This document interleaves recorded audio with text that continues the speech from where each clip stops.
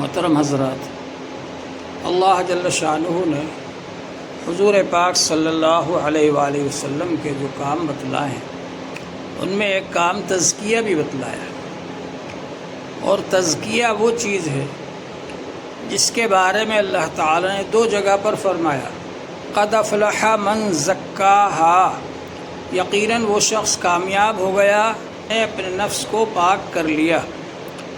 دوسری جگہ فرمایا قد افلح من تزکا وذکر اسم ربہ فصلی، وہ آدمی کامیاب ہو گیا جس نے اپنے آپ کو پاک کر لیا، من تزکا، اور اللہ کا ذکر کیا، وذکر اسم ربہ، اپنے رب کا نام ذکر کیا اس نے۔ تو معلوم یہ ہوا کہ انسان کے لیے تزکیہ حاصل کرنا بہت زیادہ ضروری ہے کامیابی کے لیے۔ کامیابی کا دار و مدار تزکیہ پر ہے۔ قد افلح من تزکا وذکر اسم ربہ فصلی، جس نے تزکیہ اختیار کر لیا اور اپنے رب کے نام کو ذکر کیا اور نماز پڑھی، یہ چیزیں انسان کو کامیاب کرنے والی ہیں۔ تزکیہ کے معنی یہ ہیں کہ انسان برائیوں سے پاک ہو جائے، اس کے اندر اچھائیاں آ جائیں۔ تزکیے کے لیے ضروری ہے کہ آدمی فرائض کا اہتمام کرے، جو چیزیں فرض ہیں ان کا اہتمام کرے۔ فرض نماز ہے، فرض زکوٰۃ ہے، فرض روزہ ہے، فرض حج ہے، فرائض کا اہتمام کرے، اور فرائض کا اہتمام کرنے کے بعد پھر نوافل کا بھی اہتمام کرے، جو سنتیں ہیں، جو نفلیں ہیں، ان کا بھی اہتمام کرے۔ فرض زکوٰۃ دینے کے بعد اس کا بھی اہتمام کرے کہ خیرات بھی دے، صدقہ و خیرات بھی دے۔ فرض روزے رکھنے کے بعد اس کا بھی اہتمام کرے کہ نفل روزے بھی رکھے آدمی۔ حج فرض ادا کرنے کے بعد نفل حج بھی کرے۔ تو فرائض سے اللہ کا جتنا قرب حاصل ہوتا ہے، کسی چیز سے اتنا قرب حاصل نہیں ہوتا۔ سب سے زیادہ اللہ تعالیٰ سے آدمی قریب ہوتا جاتا ہے فرائض کے ذریعے، کیونکہ فرض تو اللہ تعالیٰ نے لازم کر دیا بندے کے لیے، وہ تو کرنا ہی ہے۔ پھر اس کے بعد جب نوافل ادا کرتے ہیں تو اور زیادہ قرب ہوتا ہے اللہ تعالیٰ کا، انسان اللہ تعالیٰ کا محبوب بن جاتا ہے اس کے ذریعے سے۔ تو تزکیہ کا ذکر قرآن پاک میں ہے، اور احسان کا ذکر بھی قرآن پاک میں ہے۔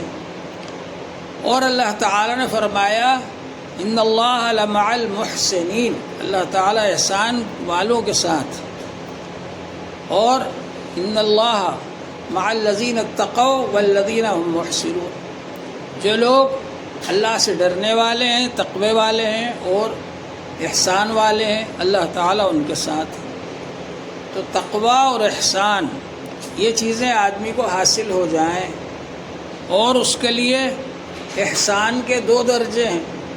ایک درجہ تو یہ ہے ان تعبد اللہ کأنک تراہ، اللہ کی ایسی عبادت کرو گویا کہ اللہ کو دیکھ رہے ہو۔ اگر یہ درجہ حاصل نہیں ہو سکے فإن لم تکن تراہ فإنہ یراک، تو یہ درجہ حاصل ہو جائے کہ اللہ تمہیں دیکھ رہا ہے۔ پہلے تو انسان کو یہی درجہ حاصل ہو جائے کہ اللہ تعالیٰ مجھے دیکھ رہا ہے۔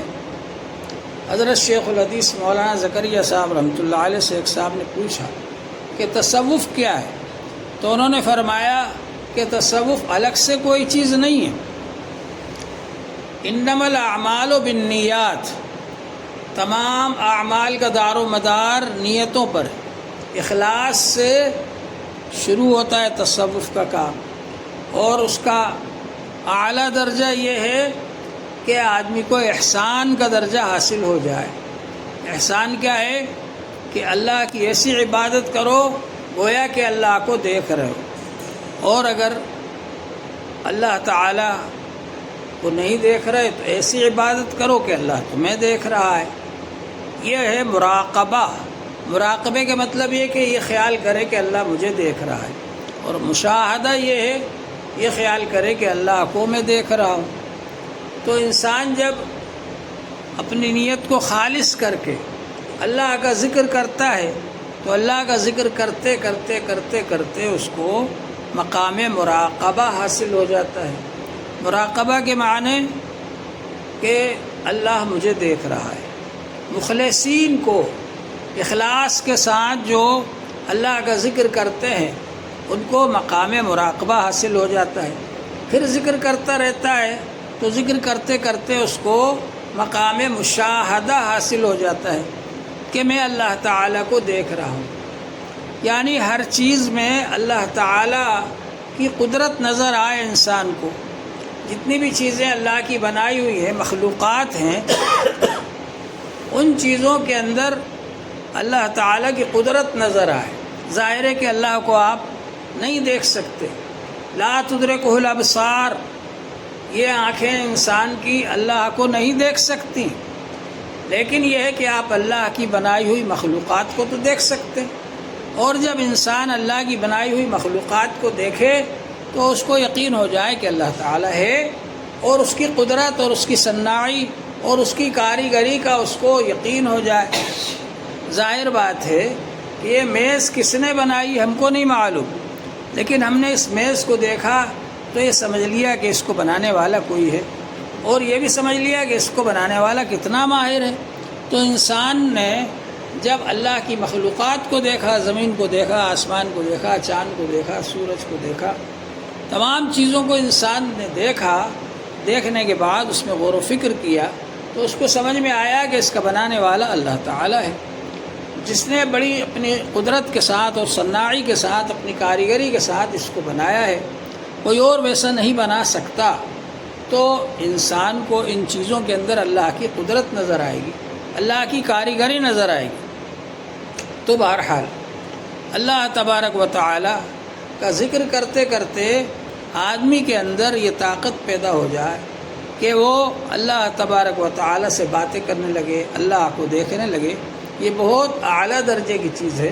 یہ مقام مشاہدہ یہ حاصل ہوتا ہے کہ ان کو عارفین کو، عارف کا مطلب جو اللہ کو پہچاننے والے ہوں، اللہ کو پہچان لیں تو ان کو پھر یہ مقام حاصل ہوتا ہے۔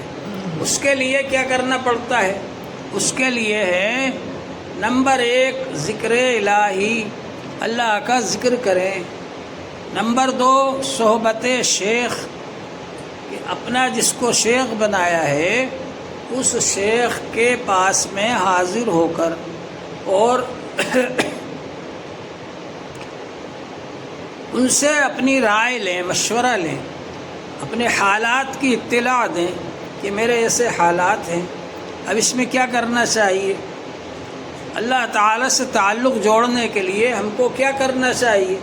تو یہ اپنے شیخ سے رائے لیتے رہیں، مشورہ لیتے رہیں، شیخ کی محبت دل میں ہو، اس کی عقیدت ہو، اس کی عظمت ہو، اور شیخ سے پوچھتے رہیں، مشورہ لیتے رہیں، اور اتباع ہو کہ جیسا یہ بتا رہے ہیں ویسا ہم کریں، انقیاد ہو، اطاعت ہو کہ جیسے یہ بتا رہے ہیں ویسا ہم کریں، اور جس طریقے سے بتا رہے ہیں اس طریقے سے چلیں۔ ظاہر ہے کہ شیخ کا کام یہ ہے کہ وہ رہبری کر سکتا ہے، چلنا ہم کو خود ہے، وہ جس طریقے سے بتائیں اس طریقے سے چلنا ہے۔ تو شیخ سے تعلق رکھنا اور شیخ کی صحبت اختیار کرنا، اور اس کے بعد میں کیا ہے، مجاہدہ۔ مجاہدہ کے معنی کیا ہے؟ اگر ہم کو فرائض ادا کرنے میں کوئی مشقت ہو رہی ہے اس کو ہم برداشت کریں، فرض نماز پڑھنے میں، وضو کرنے میں، مسجد تک جانے میں، فرائض کو ادا کرنے میں جو مشقت ہو اس کو ہم برداشت کریں، گناہوں سے بچنے میں، حرام کاموں سے بچنے میں جو مشقت ہو اس کو برداشت کریں۔ یہ ہے مجاہدہ۔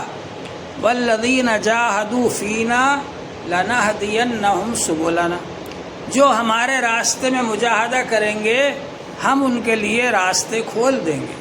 اللہ کو پانے کے لیے، اللہ سے تعلق جوڑنے کے لیے جو مجاہدے کریں گے اللہ تعالیٰ ان کے لیے راستے کھول دیں گے۔ تو یہ مجاہدہ کرنا رہتا ہے۔ مجاہدے کا مطلب آپ کا دل چاہ رہا ہے کہ آپ سو جائیں، نماز نہ پڑھیں، لیکن آپ اپنے دل کی بات نہ مانتے ہوئے اٹھ گئے اور نماز پڑھی آپ نے، تو یہ مجاہدہ ہوا۔ سردیوں میں دل نہیں چاہ رہا ٹھنڈے پانی سے وضو کرنے کو، لیکن آپ نے وضو کیا، یہ مجاہدہ ہوا۔ تو انسان اپنے دل کے خلاف جو کام کرتا ہے اس کو مجاہدہ کہتے ہیں۔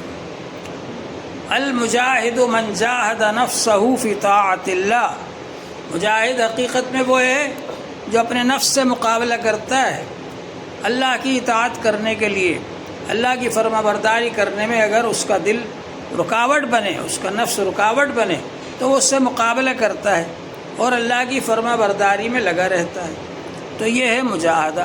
تو ذکر بھی کرنا ہے، صحبت شیخ بھی اختیار کرنا ہے اور مجاہدہ کرنا ہے۔ تزکیے کے لیے ہم کو یہ کام کرنا پڑیں گے تو ہمارا تزکیہ ہوگا۔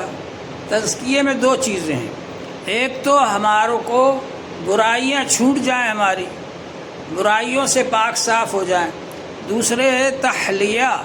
تحلیہ کے معنی ہے اچھائیاں ہمارے اندر آ جائیں، تخلیہ برائیوں سے خالی ہو جائیں، تحلیہ نیک کام سے آراستہ ہو جائیں، مزین ہو جائیں، نیک کام ہمارے اندر آ جائیں، برائیاں ہماری چھوٹ جائیں۔ روزانہ ہم اپنا حساب کریں، آج ہم نے کتنے اچھے کام کیے، کتنے برے کام کیے، اور پھر ہم یہ سوچیں، یہ فیصلہ کریں کہ جو ہم نے برے کام کیے اس کو ہم اب چھوڑ دیں گے اور اچھے کام کریں گے۔ انسان غیبت کرتا ہے، اس کو خیال بھی نہیں رہتا کہ میں نے غیبت کر دی، حالانکہ غیبت گناہ کبیرہ ہے۔ آدمی سوچے آج میں نے کتنی غیبتیں کی، اس سے میں بچوں گا آئندہ۔ بد نظری سے آدمی بچے، بری نظر ڈالنے سے اس سے آدمی بچے، اس کا حساب کرے اپنا، کتنی بار بد نظری ہوئی، اب آئندہ نہیں کروں گا۔ اس طرح اپنا حساب آدمی کرتا رہے تو اس کی برائیاں چھوٹتی چلی جائیں گی اور اچھائیاں آتی چلی جائیں گی۔ اچھائیاں آنے کے لیے اچھے آدمیوں سے دوستی کریں۔ یا ایھا الذین آمنوا اتقوا اللہ وکونوا مع الصادقین، اے ایمان والو اللہ سے ڈرو اور سچے لوگوں کے ساتھ رہو۔ سچے لوگوں کا مطلب یہ ہے کہ جن کا ظاہر اور باطن ایک جیسا ہو، وہ ہیں سچے لوگ، ظاہر بھی ویسا اور باطن بھی ویسا، وہ سچے لوگ ہیں۔ تو ایسے لوگوں کے ساتھ میں رہو، ان کے ساتھ رہو گے، ان کے ذریعے سے اچھائیاں اپنے اندر آئیں گی۔ ان سے معلوم کرتے رہو کون کون سی اچھائیاں ہمیں اختیار کرنا چاہیے، کون کون سی برائیوں سے ہمیں بچنا چاہیے، تو اس طرح اچھائیاں ہمارے اندر آ جائیں گی اور برائیاں ہمارے اندر سے نکل جائیں گی۔ تو اس لیے ضروری ہے کہ آدمی شیخ سے تعلق رکھے۔ اب شیخ جو ہیں ان سے تعلق رکھنے کے بعد توحید مطلب ہے۔ توحید مطلب کا مطلب یہ کہ یہ سمجھے کہ مجھے فیض ان کے ذریعے سے ملے گا۔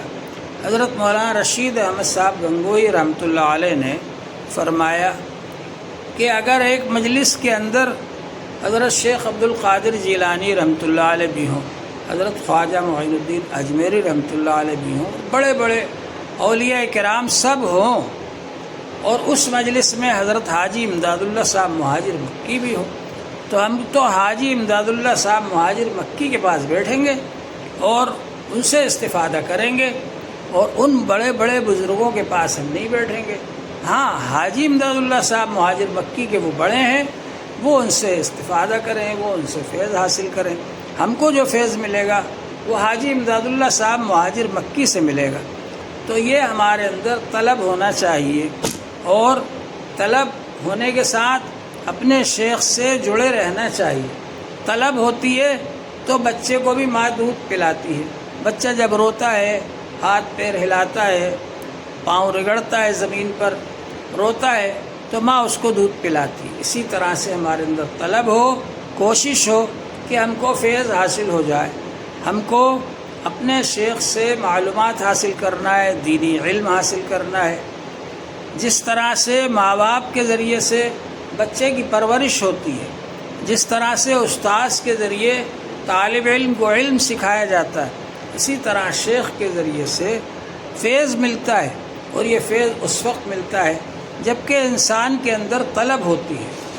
طلب ہوگی، طلب کے ساتھ ادب ہوگا، اور شیخ سے تعلق، محبت اور عقیدت اور اطاعت ہوگی تو پھر وہ شیخ کا جو فیض ہے وہ ملتا ہے، اور اس کے ذریعے سے پھر آدمی کو ترقی ہوتی ہے، آگے بڑھتا ہے آدمی، روحانی طور پر آگے بڑھتا ہے۔ انسان کے اندر اللہ تعالیٰ نے دو چیزیں رکھی ہیں، ایک بدن ہے، ایک روح ہے۔ بدن اصل نہیں ہے، روح اصل ہے۔ انسان جب مر جاتا ہے تو لوگ اس کو لے جا کر دفن کر دیتے ہیں، اب یہ کسی بھی کام کا نہیں رہا، کیونکہ اب اس کے اندر سے روح نکل گئی۔ تو معلوم یہ ہوا کہ روح اصل ہے۔ جس طرح سے بدن کی غذا ہے، کھانا ہے، پینا ہے، ایسے ہی روح کی غذا ہے، نماز ہے، قرآن پاک کی تلاوت ہے اور اللہ کا ذکر ہے، یہ روح کی غذا ہے۔ روح کی غذا ہم حاصل کریں گے تو اس سے ہماری روح طاقتور ہوگی، اور یہ جو ہم کو ذکر بتایا جا رہا ہے یہ ہمارا علاج ہے۔ انسان غذا بھی حاصل کرے، جو کھانا ہے پینا ہے وہ بھی حاصل کرے۔ تو کھانا پینا اور یہ سب کیا ہے؟ انسان کی غذا ہے۔ اور پھل کھانا یہ ایسے فرائض ایسے ہیں جیسے کھانا پینا، آدمی کھائے گا پیے گا، ضروری ہے اس کے لیے۔ اور پھل کھانا یہ نوافل سنت ایسی ہیں جیسے آپ کے لیے پھل کھانا۔ اور اس کے ساتھ میں یہ جو بتایا جاتا ہے مجاہدہ کرنا، یہ جو بتایا جاتا ہے تسبیحات اتنی پڑھو، فلاں کام اتنا کرو، یہ معمولات جو بتائے جاتے ہیں شیخ کی طرف سے، یہ ہے علاج، دوا ہے۔ جیسے دوا کھانا ضروری ہوتا ہے آدمی کے لیے، آدمی غذا کھائے گا تو وہ غذا اپنا کام کرے گی، دوا کھائے گا دوا اپنا کام کرے گی۔ تو آدمی کے اندر بہت ساری روحانی بیماریاں ہوتی ہیں، اور روحانی بیماریوں سے فائدہ کب ہوگا، شفا کب ہوگی؟ جبکہ آدمی دوا کھائے گا۔ تو یہ جو بتایا جاتا ہے یہ دوا کے طور پر بتایا جاتا ہے۔ انسان کے اندر اللہ تعالیٰ نے ایک تو صفت رکھی ہے قوت غضبیہ، یعنی غصہ ہونے کی صفت رکھی ہے کہ آدمی غصہ ہوتا ہے، غصہ ہونے کی صفت، اور ایک صفت رکھی ہے شہویہ، شہوت رکھی ہے انسان کے اندر۔ اگر شہوت نہ ہو تو نسل ہی نہ چلے، بچے ہی پیدا نہ ہو، تو وہ بھی صفت رکھی ہے، لیکن اس کو صحیح استعمال کرنے کا طریقہ بھی بتلایا۔ اسی طرح سے قوت غضبیہ رکھی ہے آدمی کے اندر کہ غصہ ہونا، تاکہ ہر کوئی آدمی اس کو مغلوب نہ کر دے، اس کو ہر کوئی آدمی آ کر مار نہ دے، پریشان نہ کر دے۔ قوت غضبیہ بھی رکھی ہے انسان کے اندر، لیکن قوت غضبیہ اگر حد سے آگے بڑھ جائے تو انسان جانور بن جاتا ہے، دوسروں کو مارنے لگتا ہے، دوسروں پر ظلم کرنے لگتا ہے۔ اسی طرح سے قوت شہوانیہ اگر آگے بڑھ جائے تو انسان پھر حرام کاری کرنے لگتا ہے، بدکاری کرنے لگتا ہے۔ ان دونوں قوتوں کو ایک حد میں رکھنا، اعتدال کے ساتھ میں رکھنا، یہ مقصد ہے اس لائن کا جو سکھایا جاتا ہے تزکیہ کے اندر، کہ آدمی گناہوں سے بچنے والا بن جائے، غصہ کر کے کسی کو مارے نہیں، اس کا مال نہ چھینے، اس کو پریشان نہ کرے، اس سے بچنا ہے۔ حضور پاک صلی اللہ علیہ وآلہ وسلم سے ایک صاحب نے کہا، اللہ کے رسول آپ مجھے نصیحت کر دیجئے۔ تو حضور پاک صلی اللہ علیہ وسلم نے فرمایا لا تغضب، غصہ نہ کرنا، بس ایک نصیحت فرمائی آپ نے۔ تو آدمی جب غصے سے بچے گا بہت ساری برائیوں سے بچ جائے گا، وہ لڑائی جھگڑا گالی گلوچ بہت ساری برائیوں سے بچ جائے گا۔ اسی طرح سے قوت شہوانیہ ہے، حدیث پاک میں آتا ہے من تزوج فقد استکمل نصف الایمان فلیتق اللہ فی النصف الباقی، جس نے نکاح کر لیا آدھا ایمان اس کا محفوظ ہو گیا، اب آدھے کے بارے میں اللہ سے ڈرے۔ اور ایک حدیث میں نصف الدین ہے، من تزوج فقد استکمل نصف الدین، جس نے نکاح کر لیا آدھا دین محفوظ ہو گیا، آدھے کے بارے میں اللہ سے ڈرے۔ مطلب یہ کہ انسان کی زندگی میں یہ دو قسم کے گناہ زیادہ ہوتے ہیں، ایک تو غصے کی وجہ سے اور ایک شہوت کی وجہ سے۔ یہ دونوں چیزیں جب حد اعتدال میں آ جائیں گی اور یہ تابع ہو جائیں گی اللہ کے حکم کے، تو انسان جو ہے وہ اس کا تزکیہ ہو جائے گا، اور اس کا نفس جو ہے وہ نفس مطمئنہ بن جائے گا۔ نفس مطمئنہ جس کے بارے میں اللہ تعالیٰ نے فرمایا یا ایتھا النفس المطمئنہ ارجعی الی ربک، اے نفس مطمئنہ اپنے رب کی طرف لوٹ جا اور جنت میں چلا جا، تو جنت میں جانے کے لائق ہو جائے گا۔ یہ اللہ جل شانہ ہم سب کو عمل کی توفیق عطا فرمائے۔ وآخر دعوانا ان الحمد للہ رب العالمین۔